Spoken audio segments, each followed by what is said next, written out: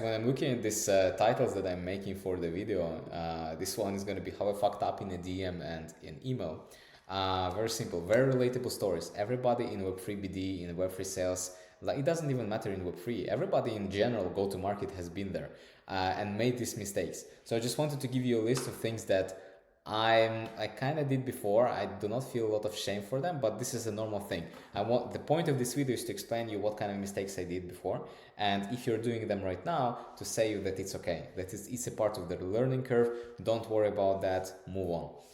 So first of all, the thing that happens to a lot of people is when you go and you write the email or you write a DM and then you want to send it to other people because you think that it's, you know, very nice email or very nice DM, and you send it but you forget to change the first name.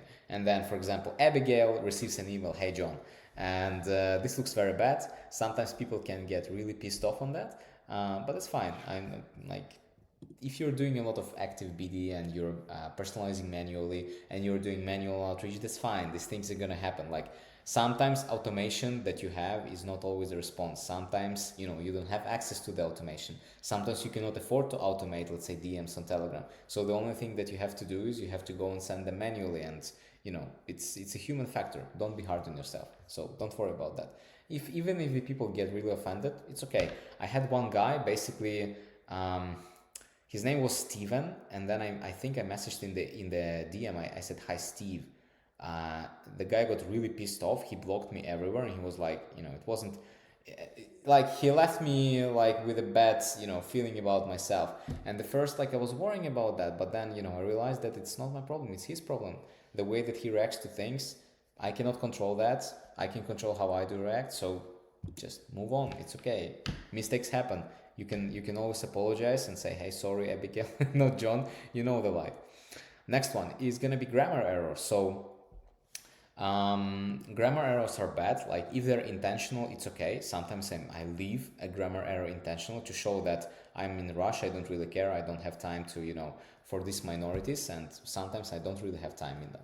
Like, whatever I type in Telegram, you can see that I have a lot of mistakes. Not because, like, and that is like unconventional. I don't have the time to go and check for all of my messages. Sometimes I skip over the letters. Sometimes I go over that. It's okay. It's fine. Nobody really cares. I mean, like, if you're writing a corporate email to somebody, you should go and better double check it. But if it's a quick snap DM in Telegram, you know, it's not going to be a big problem. But still, doing grammar errors, if you're, especially when your English is not good, that's not good. That's a big no-no. Like, make sure that if you're making an error, that you're aware of it and it's intentional, because making an unintentional error is bad. Maybe there are some errors that I don't know. Like, if you have seen something that I'm writing in messaging and it's not correct, please DM me. I'll just, you know, I'll just make sure that it's gone. Next thing is going to be messaging people who are dead ends. So for example, in the story that I told you about the Steven guy from the beginning, that would be a total waste of my time if I go and I try to recover, if I try to recover him.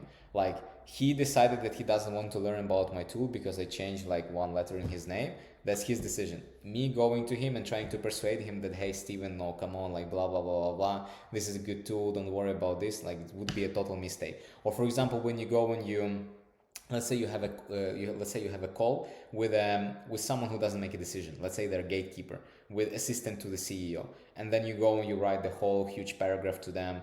Like, no one's gonna read about that. Like, you're wasting your time. Instead of going and investing time into getting something from that gatekeeper, go directly to the decision maker. Get their contact detail on Enrich. Go message the guy. You know, get him on the phone and do the deal for them. Don't go for people that are gatekeepers. Don't waste too much time on them, and don't waste too much time on, you know, opportunities that are already dead. Message doesn't make sense. Like, it's a good thing, especially because sometimes you're writing an email or you're writing a message, and then you're like you have a thought after a thought after a thought, and in your mind it seems like everything is coming together and it looks nice. In reality, you need to go and reread to understand what a piece of shit you have written, like, that is unreadable, doesn't make sense, you know, it's not connected anywhere, and you need to go in and basically do additional work to rewrite the message. So before you send anything important, always reread the message, read it out loud, make it sure that it makes sense for you, especially when we're talking about cold outreach. Every letter is a super valuable real estate, and you need to treat it like that. Treat it as the real estate on the first line in C at Monaco. And it's very expensive because people do not give you a second chance. If you fuck up in your cold message and it's not clear, then it's your fault and you're gonna eat it. Next one, and the last one, fifth. Yeah, I think I already mentioned this. Like, don't spend too much in-depth time like on people that likely are not deciding anything.